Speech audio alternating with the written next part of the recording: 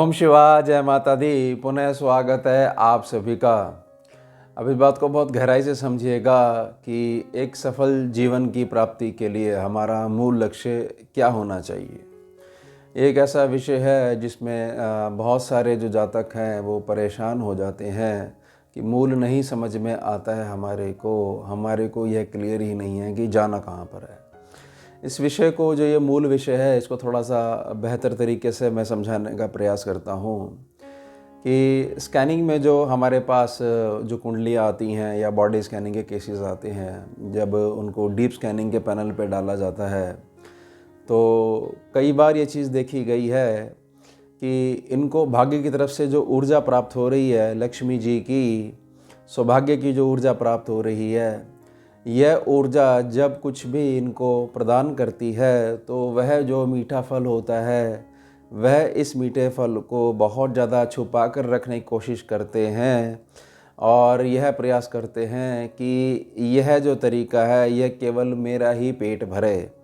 ऐसा थोड़े समय के लिए वो कर पाते हैं और उसके पश्चात वह परेशान होना शुरू हो जाते हैं और बार बार प्रश्न करते हैं कि समझ में नहीं आ रहा कि हमारा सब कुछ बहुत अच्छा है, फिर भी जो है हमारे को उत्तम जो पथ जो है वो क्यों नहीं मिल पा रहा है।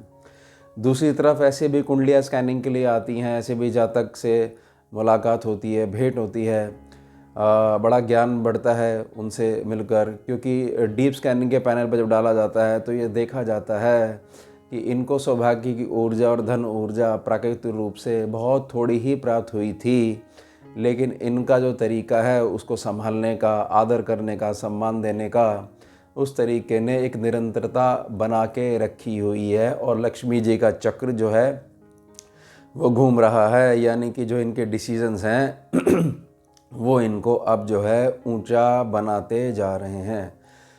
अब इस बात को समझिएगा, जो मूल विषय है कि लक्ष्य क्या होना चाहिए, तो लक्ष्य आपका जो है वह लगातार बदलता रहता है, क्योंकि सृष्टि जो है वो चलायमान है। लेकिन कुछ आदतें अगर आप अपने जीवन में अपना लेते हो तो आपका लक्ष्य चाहे जो मर्जी हो, कितना भी मुश्किल क्यों ना हो, उसमें आप सफल हो गई होगे। ये बिल्कुल गारंटी वाली बात आपको मैं समझाने का प्रयास कर रहा हूँ। अब वो करते क्या हैं जिनके पास आशीर्वाद भी बड़ा थोड़ा प्राप्त हुआ, धन भी थोड़ा प्राप्त हुआ, वह मूल प्रकृति जो सृष्टि की है, लक्ष्मी जी की जो मूल प्रकृति है कि उनको एक घेरे में घूमना ही घूमना है।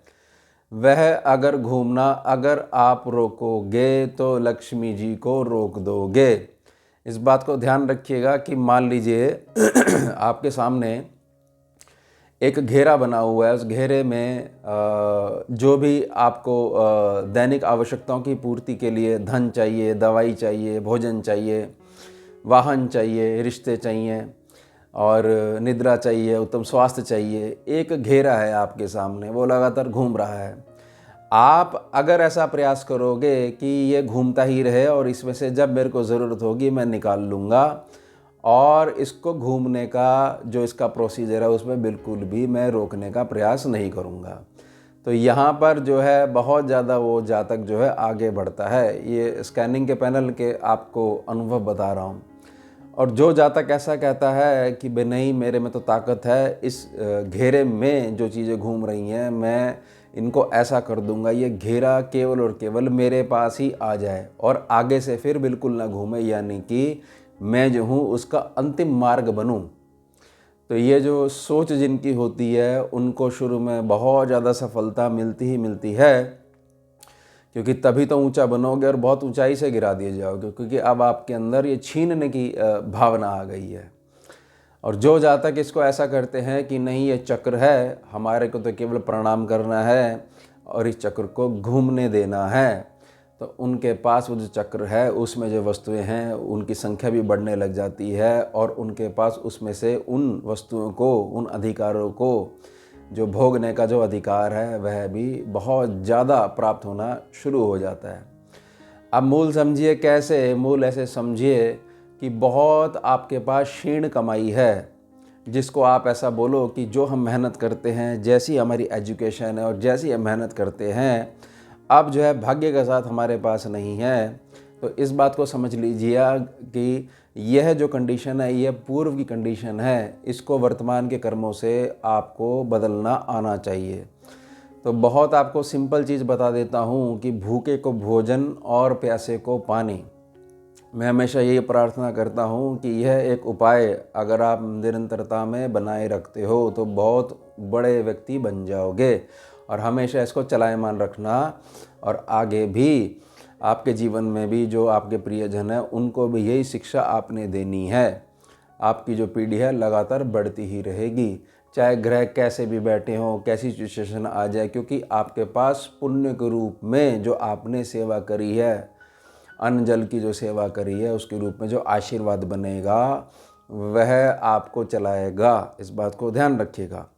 तो जैसी आपकी सामर्थ्य है, जैसे आपकी दिनचर्या है और जैसे आपके दैनिक खर्चे हैं, जो आप कर सकते हो, जिस भी जीव को खिला सकते हो, जितना खिला सकते हो, आज से ही शुरुआत कर दीजिए, क्योंकि वह नोट होगा। यह तो नोट होगा ही होगा कि अब तक आपने क्या करा, और साथ में यह भी नोट होगा कि अब वर्तमान कर्म आप क्या कर रहे हो। तो आपने जो आपके पास जो चक्र आया उसको आगे मोड़ना प्रारंभ कर दिया, और बहुत जल्दी आप इस चक्र को जब अपनी निजी प्रकृति बना लोगे तो आपको महसूस ही नहीं होगा कि बुरा जो समय, जिसको आप बार बार कह रहे हो कि बुरा समय है, हमारे को कुछ समझ में नहीं आ रहा, लक्ष्य ही क्लियर नहीं है, तो जो लक्ष्य है वह लगातार बदलता रहेगा, लेकिन यह जो निजी जो लक्ष्य है इसको बना के रखिएगा, क्योंकि यह लक्ष्य जो है आपकी आत्मा से जुड़ा हुआ है। बस आप पहचान कर लो कि हाँ, मैं कारण बनूंगा किसी के जीवन में खुशी लाने के लिए, बस। उसके पश्चात ऐसा कुछ भी सोच लेना जो आज की डेट में, आज के युग में बिल्कुल असंभव होगा। लेकिन यह जो आप सेवा करोगे, इनसे जो पुण्य प्राप्त होगा, आशीर्वाद प्राप्त होगा, उससे फिर वो बहुत सरल बात हो जाएगी केवल आपके लिए।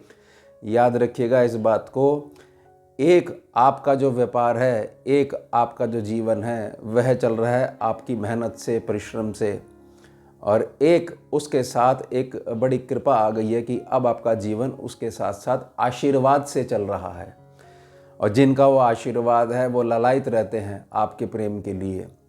तो यहाँ पर अब जो है वह आपको ईश्वर की संज्ञा देते हैं कि आप हमारे को सेवा करते हो, भगवान करे आपके पास और आए। जब इतने मुख आपको आशीर्वाद देंगे, भले ही वे बेजुबान जीव क्यों ना हो, तो यह समझिएगा कि अलग से आपने यह कमाई कर ली है, यह खुशी आपने कमा ली है। इससे आप भी तरोगे, और जो आपकी आने वाली पीढ़ियां हैं वो भी बहुत ज़्यादा आशीर्वाद को भोगेंगी। ध्यान रखिएगा इस बात को, इसमें बहुत ज़्यादा ताकत होती है। अब मिलते हैं आपसे अगले भाग में नए विषय के साथ। जुड़िए और जोड़िए। ओम शिवा, जय माता।